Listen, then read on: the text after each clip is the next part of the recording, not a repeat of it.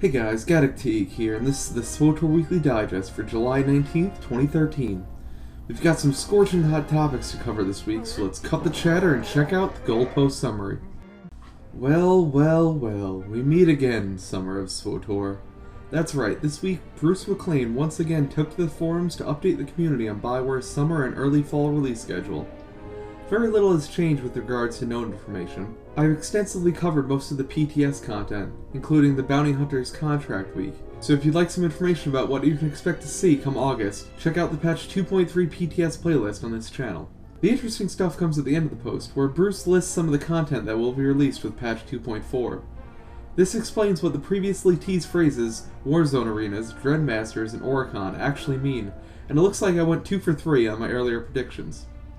First, the one I totally called was Oricon, which will be a short planet story arc. This story arc will bring players face to face with the Dreadmasters, which is an added bonus.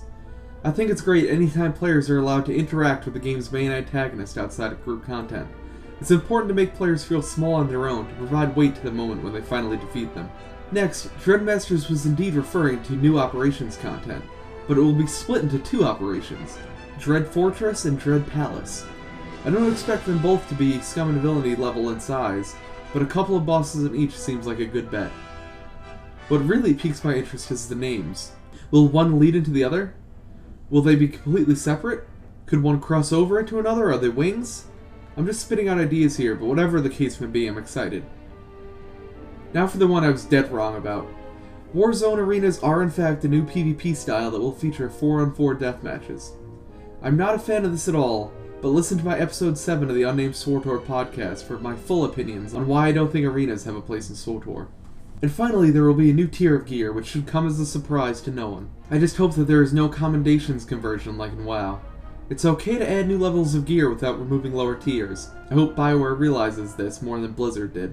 As usual, it didn't take long for the forums to go ablaze with critiques and criticisms of all forums, not the least of which was the outcry against the PvP patch containing any other form of content at all.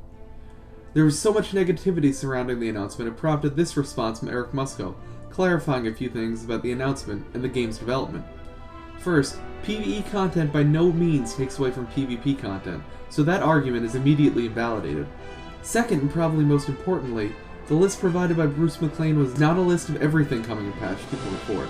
This is important to note, but it's hard to believe they could pack much more into one patch, but I do hope that we see some love for the Warzone aficionados who have stuck with the game this long. All of this leaves me confused, as it seems to go completely opposite of their smaller, more frequent patch philosophy. No matter what side of the issue you fall on, new content is better than no content, so at least we can agree on that.